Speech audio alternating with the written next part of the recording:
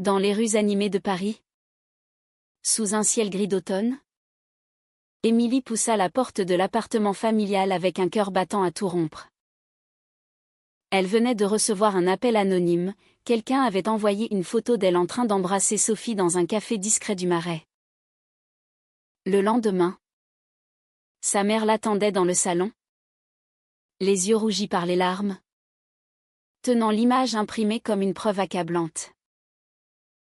Émilie s'arrêta net, le souffle coupé. Sa mère, Marie, une femme de 55 ans aux cheveux grisonnants et au visage marqué par des années de dévotion à la famille, leva la photo d'une main tremblante. « C'est toi, n'est-ce pas ? Avec cette femme, demanda-t-elle d'une voix brisée. Mélange de colère et de désespoir. Émilie sentit le monde s'effondrer autour d'elle, elle avait passé des années à cacher cette partie d'elle-même. À jouer le rôle de la fille parfaite, fiancée à un homme respectable pour apaiser les attentes sociales et familiales. Mais ce baiser, volé lors d'une soirée où l'alcool avait abaissé ses barrières, avait tout changé. Sophie, avec son sourire confiant et sa liberté assumée, avait éveillé en Émilie des sentiments qu'elle avait enfouis depuis l'adolescence. À 28 ans, Émilie travaillait comme avocate dans un cabinet prestigieux de la capitale, où l'apparence et la conformité étaient des armes essentielles. Sa famille, originaire de la banlieue bourgeoise de Versailles, adhérait à des valeurs traditionnelles, mariage, enfants, stabilité. Son père, un retraité de l'armée, ne tolérait aucune déviation de la norme. Nous t'avons élevée pour que tu sois heureuse, pas pour que tu nous déshonores, avait-il souvent dit lors de dîners tendus. Ce soir-là, la confrontation fut inévitable. Marie posa la photo sur la table basse, les doigts crispés. Explique-toi, Émilie. Est-ce une erreur ? Une phase ? Émilie hésita, les mots coincés dans sa gorge. Elle pensa à Sophie, rencontrée 6 mois plus tôt lors d'une conférence sur les droits humains. Sophie, 25 ans, graphiste indépendante, vivait ouvertement sa sexualité, sans peur des jugements. Leur amitié avait rapidement évolué en quelque chose de plus profond, un lien qui faisait vibrer Émilie comme jamais auparavant. Mais avouer cela maintenant signifierait tout perdre, l'approbation parentale, la sécurité émotionnelle, peut-être même son travail dans un milieu conservateur. Ce n'est pas ce que tu crois. Maman, murmura Émilie. Mais sa voix tremblait. Marie secoua la tête, les larmes coulant librement. Ton père le sait déjà. Il est furieux. Il dit que si c'est vrai, tu n'es plus la bienvenue ici. Émilie sentit une vague de panique l'envahir. Elle avait toujours été la fierté de la famille, la fille qui excellait à l'école, qui avait décroché son diplôme à la Sorbonne avec mention.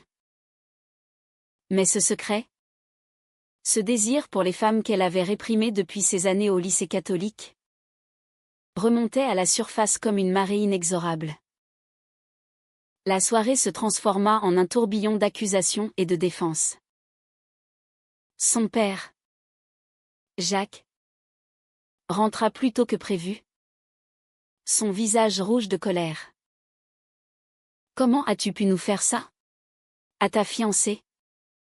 À nous tous, tonna-t-il. Émilie n'était pas encore mariée, mais promise à Antoine, un collègue avocat qu'elle fréquentait depuis 2 ans pour masquer sa véritable orientation. Antoine représentait la vie qu'on attendait d'elle, stable, prévisible, hétéronormative. Mais avec Sophie, Elle se sentait vivante, authentique, même si cela signifiait naviguer dans un océan de doutes et de peur. Émilie tenta de s'expliquer. Mais les mots sortaient en désordre. Papa. Ce n'est pas un choix. C'est qui je suis. Jacques balaya l'air de la main. C'est une mode? Une influence perverse de cette ville décadente. Tu vas arrêter ça tout de suite? Ou tu partiras? La menace plana comme un couperet. Émilie pensa à son appartement loué dans le 7e arrondissement. À ses économies modestes. Partir signifierait l'indépendance, mais aussi l'isolement.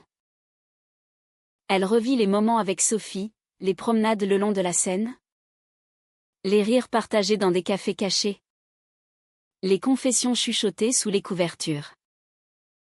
Sophie l'encourageait à être elle-même, mais Émilie craignait les conséquences. Au fil de la nuit, la discussion vira au drame.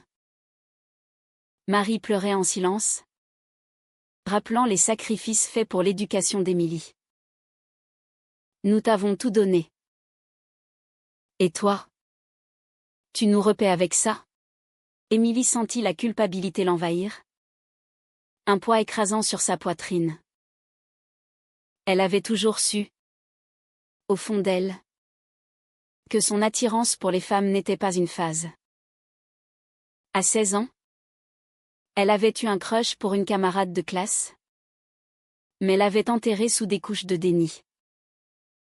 La société française, malgré ses avancées, gardait des poches de conservatisme, surtout dans les familles comme la sienne. Finalement, épuisée, Émilie quitta l'appartement familial vers minuit. Les yeux gonflés. Elle marcha dans les rues froides. Son téléphone vibrant de messages de Sophie. Qu'est-ce qui se passe? Appelle-moi. Mais Émilie hésitait.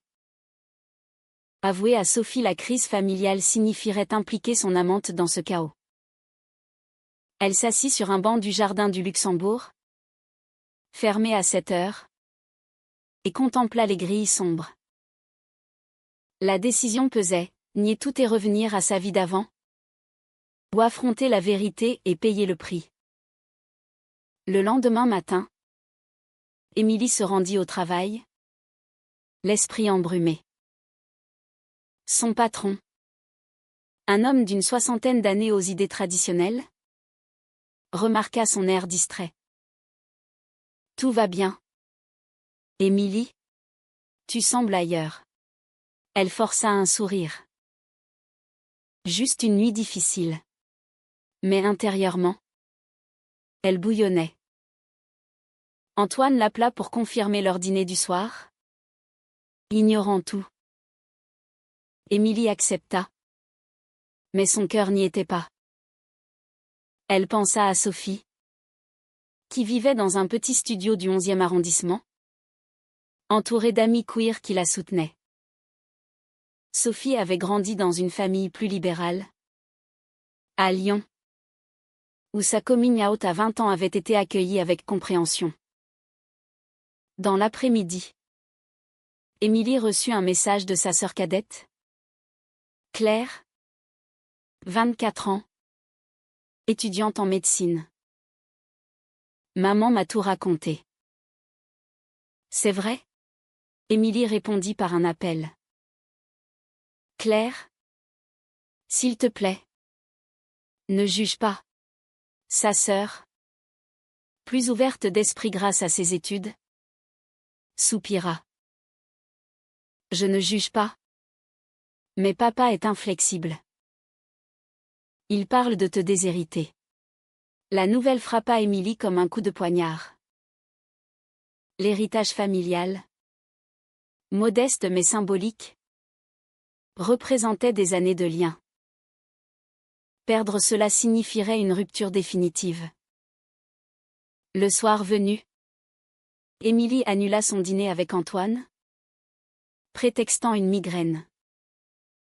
À la place, Elle se rendit chez Sophie. L'appartement était chaleureux, rempli de posters artistiques et de livres sur le féminisme. Sophie l'accueillit avec un baiser doux, mais remarqua immédiatement la tension. « Raconte-moi tout. » Émilie s'effondra en larmes, expliquant la photo. La confrontation. Sophie l'enlaça. « Tu n'es pas seule. On affrontera ça ensemble. » Mais Émilie doutait. Était-ce juste de traîner Sophie dans ce tourbillon familial? La nuit se passa en discussions intenses, où Émilie pesa les pour et les contre. Sophie argumenta pour l'authenticité, vivre dans le mensonge te détruit. Regarde-moi. Je suis libre. Mais Émilie craignait les répercussions sociales, les regards au travail, les amis qui s'éloigneraient. Le lendemain, la crise s'intensifia. Jacques appela Émilie au bureau. « Viens ce soir. On doit régler ça. » Elle accepta, le cœur lourd. En chemin, elle croisa un groupe de manifestants pour les droits LGBT, brandissant des drapeaux arc-en-ciel. Cela lui rappela les luttes collectives, mais sa bataille était personnelle. À la maison, l'atmosphère était électrique. Marie avait préparé un dîner. Tentative pathétique de normalité. Jacques alla droit au but. « As-tu rompu avec cette femme ?» Émilie secoua la tête. « Non. Papa. Je l'aime. » Le mot était lâché. Irrécupérable. Jacques se leva. Furieux. « Alors, pars. Tu n'es plus ma fille. » Émilie quitta la maison en larmes, emportant seulement son sac. Elle se réfugia chez Sophie, qui l'accueillit sans hésiter. Mais le prix était élevé, la perte de sa famille. Le début d'une solitude forcée. Les jours suivants, elle ignora les appels d'Antoine, se concentrant sur sa survie émotionnelle. Sophie devint son ancre. Mais Émilie se demandait si cet amour valait la destruction de ses racines. Les semaines suivantes furent un tourbillon de changements pour Émilie. Elle déménagea définitivement chez Sophie, transformant le petit studio en un foyer improvisé. Les cartons s'empilaient dans le salon, symbole d'une vie déracinée. Sophie, avec son optimisme contagieux, tentait de la réconforter. « C'est un nouveau départ, ma chérie. On va construire quelque chose de beau. » Mais Émilie luttait contre une vague de regrets. Chaque nuit, elle revivait la confrontation avec son père, ses mots durs résonnant comme un écho persistant. Au travail, la rumeur se propagea subtilement. Un collègue, ayant vu la photo circuler sur les réseaux sociaux Dieu sait comment, murmura des commentaires. Émilie surprit des regards en coin lors des réunions. Son patron l'appela dans son bureau. « Émilie, nous valorisons la discrétion ici. Assure-toi que ta vie personnelle n'interfère pas. » Elle hocha la tête. Mais intérieurement, elle bouillonnait. Était-ce de la discrimination voilée? En France, les lois protégeaient les droits LGBT. Mais dans les cercles professionnels conservateurs, les préjugés persistaient. Antoine, apprenant la vérité par un ami commun, la confronta dans un café près du bureau. « C'était donc ça? Tu m'as utilisé comme couverture, demanda-t-il. Blessé. Émilie s'excusa profusément. Je ne voulais pas te faire de mal. J'étais perdue. Antoine partit en secouant la tête, laissant Émilie avec un sentiment de trahison envers lui. Elle avait sacrifié une relation stable pour une passion incertaine? Et le coup moral pesait lourd. Sophie, de son côté, faisait face à ses propres doutes. Elle adorait Émilie. Mais voir sa compagne souffrir l'arrangeait. Peut-être devrais-tu essayer de parler à ta famille, suggéra-t-elle un soir, alors qu'elles cuisinaient ensemble. Émilie refusa net. Ils m'ont rejetée. C'est fini. Mais au fond, elle aspirait à une réconciliation. Claire, sa sœur, envoyait des messages sporadiques, offrant un pont fragile. Maman pleure tous les jours. Papa est têtu, mais il t'aime. Un mois après la rupture, Émilie reçut une invitation inattendue, un mariage familial à Versailles. Sa cousine se mariait, et Marie l'avait glissé dans l'enveloppe avec un mot, « Viens. S'il te plaît. » Émilie débattit intérieurement. Y aller signifierait affronter les regards, les questions. Sophie l'encouragea. C'est une opportunité. Montre-leur qui tu es. Elles décidèrent d'y aller ensemble. Un acte de défi. Le jour du mariage, l'atmosphère était tendue. La cérémonie se déroula dans une église ancienne, où Émilie avait été baptisée. Assise au fond avec Sophie, elle sentit les yeux de la famille sur elle. Jacques ignora leur présence, mais Marie s'approcha discrètement. « Je suis contente que tu sois venue, murmura-t-elle, les yeux humides. Émilie répondit, « Je ne suis pas venue seule. » Marie jeta un regard à Sophie, puis détourna les yeux. La réception fut un chant de mine. Des oncles murmurèrent des commentaires homophobes, déguisés en blagues. Sophie serra la main d'Émilie. Un soutien silencieux. Puis vint le moment de confrontation. Jacques s'approcha. Verre à la main. « Tu oses amener ça ici » siffla-t-il. Émilie se leva. La voix ferme. « Ça, c'est Sophie. L'amour de ma vie. » Les mots résonnèrent dans la salle, attirant l'attention. Jacques rougit. « Tu nous humilies. » Émilie rétorqua, « C'est vous qui m'humiliez en me rejetant. » La dispute escalada, jusqu'à ce que Marie intervienne, entraînant Jacques dehors. Émilie et Sophie partirent tôt, le cœur lourd mais la tête haute. De retour à Paris, Émilie réfléchit à ses choix. Avait-elle bien fait? Le prix était la distance croissante avec sa famille. Mais elle gagnait en authenticité. Sophie, sentant sa vulnérabilité, organisa une soirée avec ses amis queer.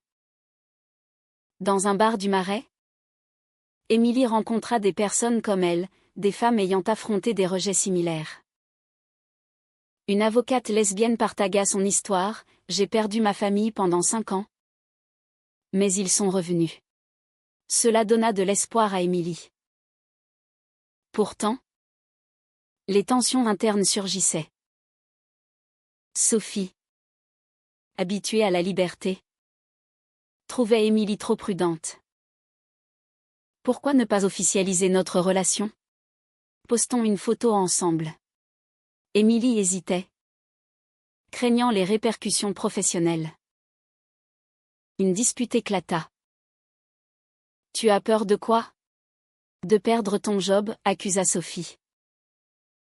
Émilie riposta, c'est facile pour toi. Tu n'as pas tout sacrifié. Elles se réconcilièrent, mais la fissure était là. Claire appela peu après. Papa veut te voir. Seul à seul. Émilie accepta, nerveuse. La rencontre eut lieu dans un café neutre. Jacques semblait vieilli. Les traits tirés. Je ne comprends pas. Mais je ne veux pas te perdre, admit-il. Émilie pleura. Alors accepte-moi tel que je suis. Il promit d'essayer. Un pas timide vers la réconciliation. Mais les dommages étaient profonds. Émilie rentra chez Sophie. Partagée. Il veut bien faire. Mais c'est dur. Sophie hocha la tête. Mais une jalousie subtile pointa. Ne le laisse pas te manipuler. Émilie se demanda si son amour pour Sophie valait ces conflits constants. Les mois suivants testèrent leur relation. Émilie, promue au travail malgré les rumeurs, se sentait plus confiante. Mais un soir, elle trouva Sophie en larmes. Ma mère m'a appelée. Elle dit que je t'influence mal. Sophie avait caché que sa propre famille, bien que libérale, avait des réserves. La révélation approfondit leur lien, mais ajouta de la pression. Émilie commença une thérapie, explorant ses conflits internes. La thérapeute, une femme expérimentée, l'aida à naviguer entre culpabilité et affirmation. Vous avez le droit d'être heureuse, disait-elle. Émilie apprit à équilibrer ses mondes. Pourtant, un nouveau drame surgit. Antoine, amer, répandit des rumeurs au cabinet. Émilie fut confrontée par son patron. Nous ne tolérons pas les scandales. Elle défendit sa vie privée, mais sentit la précarité. Sophie la soutint, quitte si nécessaire. On trouvera mieux. Émilie hésita, pesant la stabilité contre la liberté. Les mois passèrent, et la relation d'Émilie et Sophie évolua dans un équilibre précaire. Émilie, maintenant plus affirmée, organisa une rencontre avec sa famille. Dans un restaurant discret de Versailles, Marie et Jacques les attendaient. L'atmosphère était tendue, mais polie. Sophie serra la main de Jacques, qui répondit avec raideur.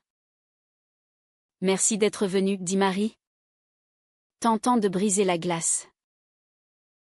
La conversation tourna autour de banalités, évitant le sujet sensible. Mais inévitablement, Jacques posa la question, qu'est-ce que tu attends de nous? Émilie. Émilie respira profondément. De l'acceptation. Pas de jugement. Jacques soupira. C'est contre mes principes. Sophie intervint calmement, les principes évoluent. L'amour reste. Marie hocha la tête. Mais Jacques se referma. La soirée se termina sans résolution, mais avec une promesse de futur contact. Émilie rentra épuisée, mais optimiste. C'est un début, dit-elle à Sophie. Au travail, la pression montait. Les rumeurs d'Antoine avaient atteint les clients. Un important dossier fut réassigné. Émilie confronta son ex-fiancé. Pourquoi fais-tu ça? Par vengeance? Antoine admit, tu m'as brisé le cœur. Émilie s'excusa à nouveau, mais décida de contre-attaquer. Elle consulta un avocat spécialisé en discrimination, rassemblant des preuves. C'est du harcèlement, dit-il. Le processus fut épuisant, mais Émilie se sentait empourée. Sophie, de son côté, affrontait ses propres défis. Un projet graphique majeur échoua, la laissant financièrement fragile. Je ne veux pas être un fardeau, confia-t-elle à Émilie. Leur relation devint un soutien mutuel? Mais les disputes augmentèrent. Sophie reprochait à Émilie son attachement familial persistant. Ils te font du mal? Pourquoi insistes-tu? Émilie répondait, c'est ma famille. Je ne peux pas les abandonner. Un tournant survint lors d'une manifestation pour l'égalité à Paris. Émilie et Sophie y participèrent, brandissant des pancartes. Claire les rejoignit. Un acte de solidarité. Je suis avec toi, dit-elle. Jacques, apprenant cela, appela furieux. Tu corromps ta sœur maintenant? Émilie défendit Claire. Elle pense par elle-même. La dispute téléphonique escalada, menant à une nouvelle rupture temporaire. Émilie sombra dans une dépression légère, questionnant ses choix.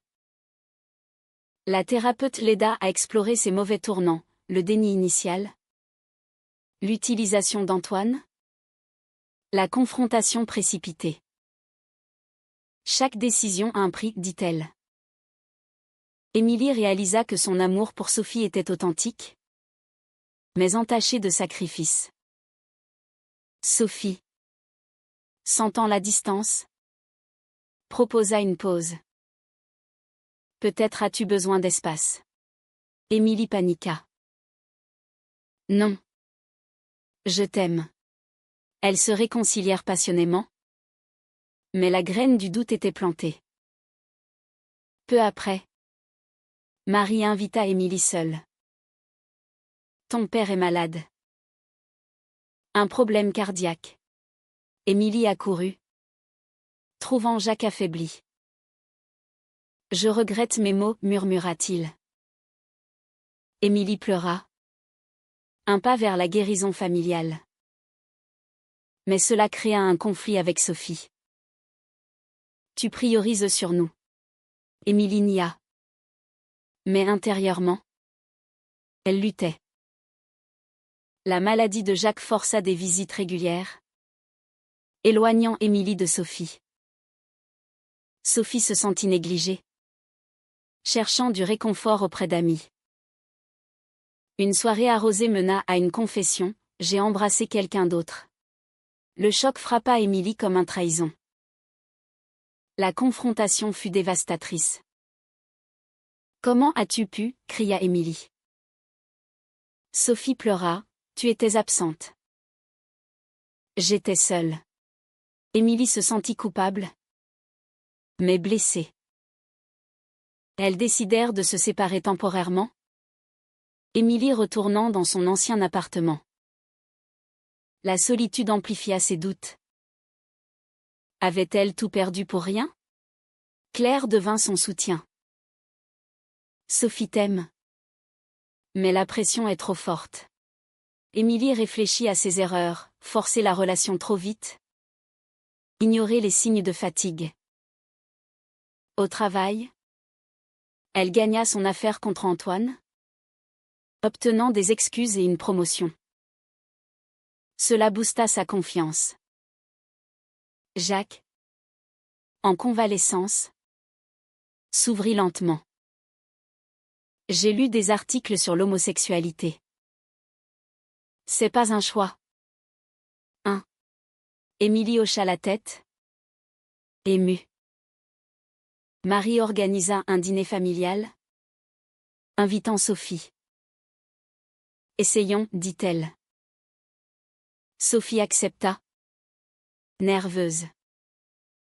La soirée fut un mélange d'awkwardness et d'espoir. Jacques posa des questions maladroites, mais sincères. Sophie répondit avec grâce. À la fin, Jacques serra la main de Sophie. Prends soin d'elle. Émilie sentit un poids se lever. Mais le chemin était long. Émilie et Sophie se réconcilièrent, plus fortes. On a payé cher. Mais on est ensemble, dit Sophie. Avec le temps, la relation d'Émilie et Sophie se solidifia, forgée dans les épreuves. Elles emménagèrent dans un appartement plus grand dans le 5e arrondissement, près du Panthéon, symbole de réflexion. Émilie, maintenant associée au cabinet, défendait des cas de discrimination LGBT, transformant sa douleur en action. Sophie relança sa carrière, illustrant des livres sur des thèmes queer. La famille d'Émilie progressa lentement. Jacques, après son scar cardiaque, assistait à des thérapies familiales. « Je veux comprendre », disait-il. Marie, plus ouverte, cuisinait pour elle lors de visites. Claire devint une alliée fervente, participant à des événements Pride avec elle. Pourtant, les cicatrices persistaient. Émilie rêvait parfois de sa vie d'avant, questionnant si le prix en valait la chandelle. Sophie luttait contre la culpabilité de son infidélité passagère. « Je t'ai blessée », confiait-elle. Émilie pardonnait, mais la confiance se reconstruisait brique par brique. Un nouveau conflit surgit quand Sophie reçut une offre de travail à Berlin. « C'est une opportunité incroyable », dit-elle. Émilie paniqua. Et nous ? La décision pesa, suivre Sophie signifierait quitter son job, sa famille naissante. Rester signifierait une relation à distance, risquée. Elles débattirent des nuits entières. « J'ai déjà tout sacrifié une fois », argumenta Émilie. Sophie répondit, « C'est pour notre avenir. » Finalement, Émilie choisit de la suivre, démissionnant. Le déménagement fut un saut dans l'inconnu, mais excitant. À Berlin, elles découvrirent une communauté vibrante, plus ouverte. Émilie trouva un poste dans un cabinet international, spécialisé en droits humains. Sophie s'épanouit professionnellement. Mais la distance avec la France pesa. Jacques appela souvent, sa santé fragile rappelant la mortalité. Lors d'une visite à Paris, un drame frappa. Antoine, obsédé, harcela Émilie en ligne. « Tu as ruiné ma vie », écrivait-il. Émilie porta plainte, mais l'angoisse revint. Sophie la soutint, « On est plus forte ensemble ». La résolution vint lors d'un procès où Émilie défendit une jeune lesbienne rejetée par sa famille. L'affaire miroita sa propre histoire, lui donnant de la force. Elle gagna, marquant un tournant personnel. De retour à Berlin, elles planifièrent leur avenir, mariage, peut-être des enfants via adoption. Mais les doutes sociétaux persistaient. La société change, mais lentement, dit Émilie. Un appel de Claire apporta une nouvelle, « Papa veut vous inviter à Noël ». Elles acceptèrent, marquant une pleine acceptation. Le dîner fut chaleureux. Jacques levant un verre, « À l'amour, quel qu'il soit ». Pourtant, Émilie se questionnait intérieurement.